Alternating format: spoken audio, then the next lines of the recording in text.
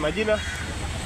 Majina ni Sheikh Abu Qatada, Pwani Patriotic Religious Leaders Chairperson. Tunamshukuru Mwenyezi Mungu tumeweza kuswali swala ya Ijumaa vizuri. Tunaomba Mwenyezi Mungu atutakabalie. Madhumuni ya kukutana hapa ni baada ya ripoti ya jana kutolewa na CS Waziri Mbadi.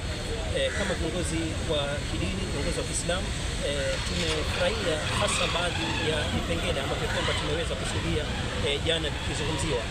Katika kusoma kwake bajeti ya jana, alizidi kusisitiza kauli ambayo kwamba rais aliweza kusisitiza akiwa sehemu za Wajir ya madrasa na duks zitakuwa zina vile katika taifa yetu itapatiwa kipaumbele, na hizi ni institutions ambazo kwamba zinapatia watoto malezi, wanainukia wakimjua Mwenyezi Mungu, watoto wakiwa na maadili. Kwa hivyo kila tunapozidi kufocus na institutions kama hizi, bila shaka ni faida kwa taifa letu.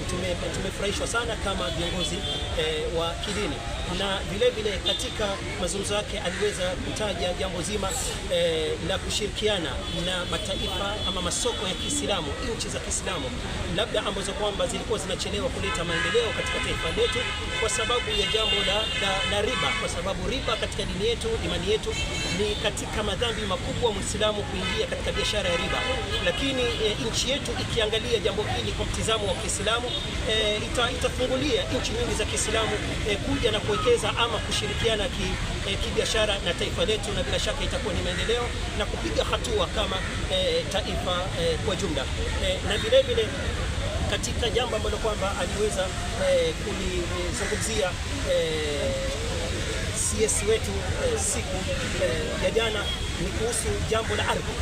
Tumeona katika taifa letu kuna utata mkubwa, ugomvi mkubwa kutokana na mambo ya kumiliki stakabadhi za ardhi, hasa sehemu ya Pwani, na vile aliweza kuodoresha jambo la bajeti ambayo kwamba itasimamia umiliki wa hati za ardhi, hasa eneo la Coast Region. Kama viongozi wa kidini tunafurahishwa sana na hatua kama hiyo, kwa sababu italeta amani. Tumeona sehemu mbalimbali watu wanakosa amani kwa sababu jambo zima la ardhi. Na mwisho tunazidi kupongeza rais wetu kwa kauli ambayo kwamba alitoa kama jamii ya Kiislamu ambayo kwamba tunajihisi ni minority, akiwa katika mji wa Wajir.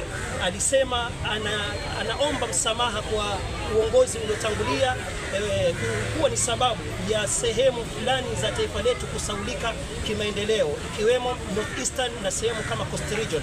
Akawa kiongozi wa kwanza kuomba msamaha